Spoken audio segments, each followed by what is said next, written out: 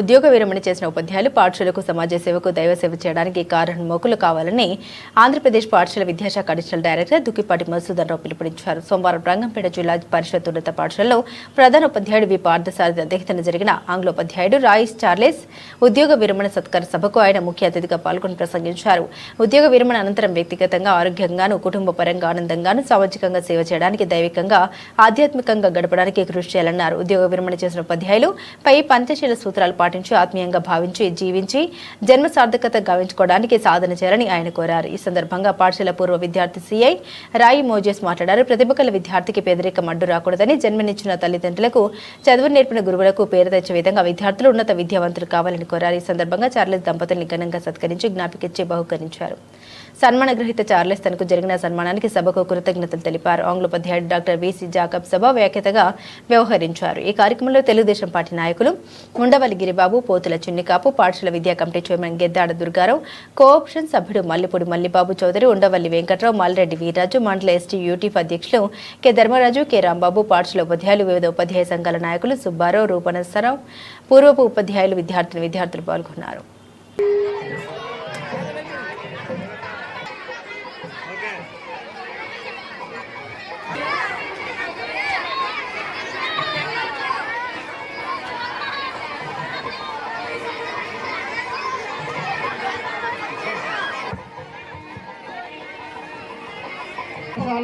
రెండవ సంతానముగా ఉత్తేజితులైనారు.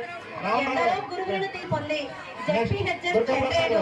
సింగంపల్లి పాఠశాలల యందు మెలుగువై సాధనైతే శ్వాసయై కీర్తి సౌధాలకు దారిని చూపే మార్గదర్శివై వివాహం అర్థాంగిగా కుమార్తె రాణి ప్రియదర్శనులు ఆయనగా సభా వాచస్పతిగా ఉత్తమ గురువుగా మీరు చేసిన సేవలు మాకు లక్షణాన్వితమైనటువంటి విద్యను అందించడంలో మీకు మీరు ఆకాంక్షిస్తూ మేము అందించే అక్షరాభివందనాలు శుభాకాంక్షలతో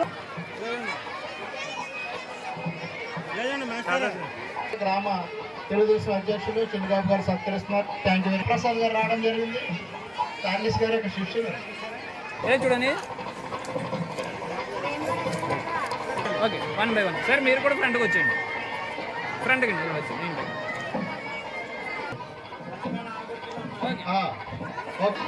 సార్ ఎలా చూడండి. సార్ ఎలా చూడండి, ఒకసారి ఫోటో చూడండి, కెమెరా చూడండి సార్.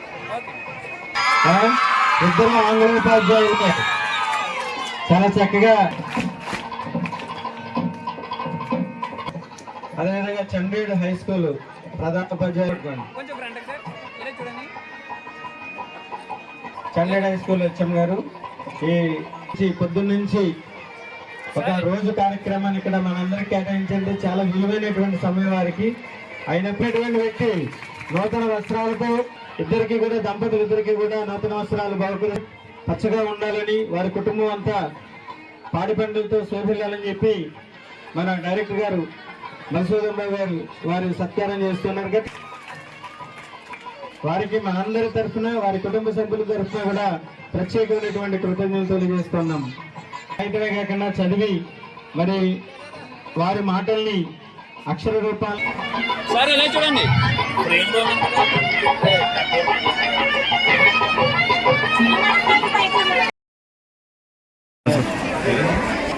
ఓకే సార్,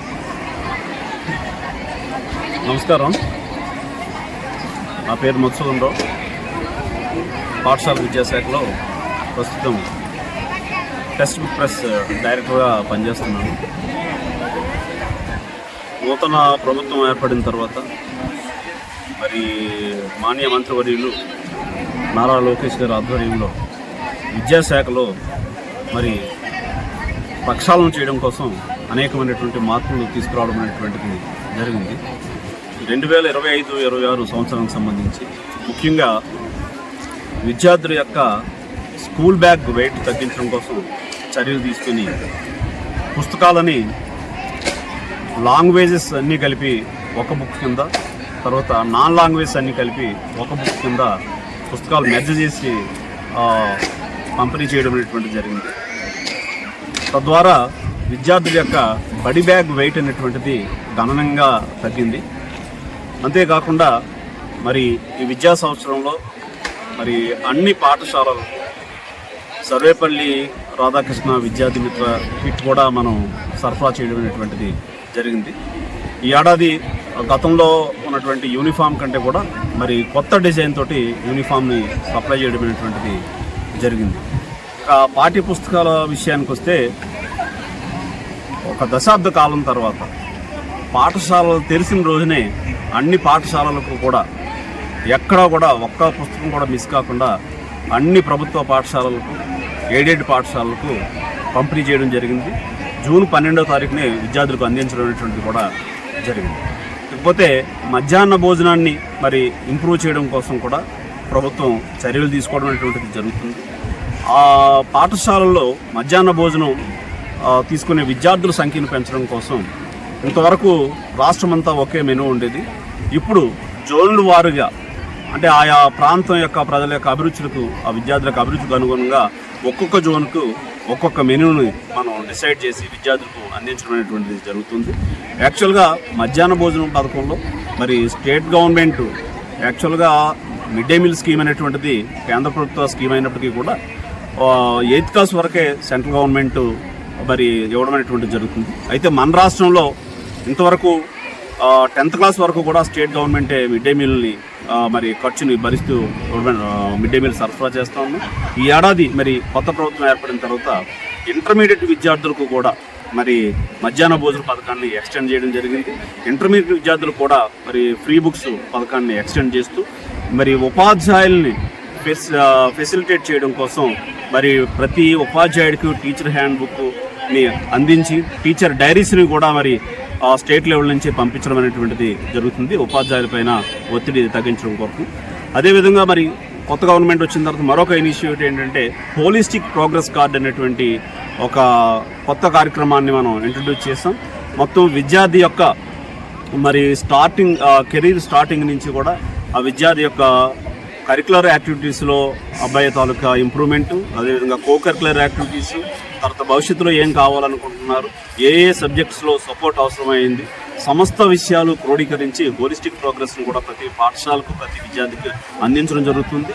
రేపు మరి డేట్ ఇంకా అఫీషియల్గా డిక్లేర్ కాలేదు కానీ మెగా పీటీఎం అనేటువంటి ఈవెంట్ని మేము కండక్ట్ చేస్తూ ఉన్నాం. పేరెంట్స్ అందరినీ కూడా పాఠశాలకు ఆహ్వానించి విద్యార్థుల యొక్క స్థితిగతులు, విద్యార్థి యొక్క బలాలు, తర్వాత విద్యార్థుల యొక్క సపోర్ట్ ఏరియాలు కూడా తల్లిదండ్రులకు తెలియజేసి తల్లిదండ్రుల యొక్క సహకారం తీసుకోవడానికి కూడా ఈ మెగా పీటీఎం ద్వారా ప్రభుత్వం ప్రయత్నం చేస్తుందని చెప్పేసి తెలియజేస్తాం.